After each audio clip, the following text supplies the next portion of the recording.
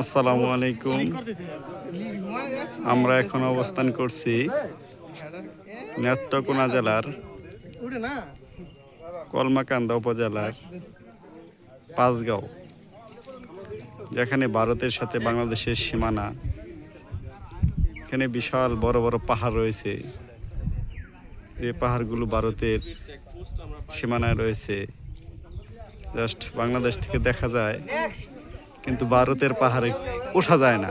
এখানে Bangladesh BGB border guard যারা আছে, তারা কাউকেও ঢুকতে দেয় না। নিরাপত্তার স্বার্থে কেউ ঢুকতে পারে না, যার কারণে আমরা দূর থেকে দেখে চলে যেতে হবে। আল্লাহ তাআলার অপরূপ সৌন্দর্য হচ্ছে পাহাড়। না দেখলে বিশ্বাস করা যায় না আসলে আল্লাহ তাআলার সৃষ্টি কতই না সুন্দর।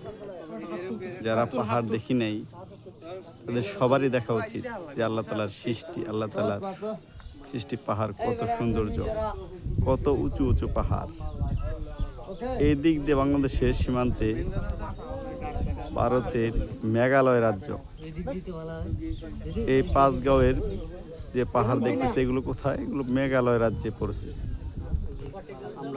নিরাপত্তার স্বার্থে আমরা যেতে পারছি না।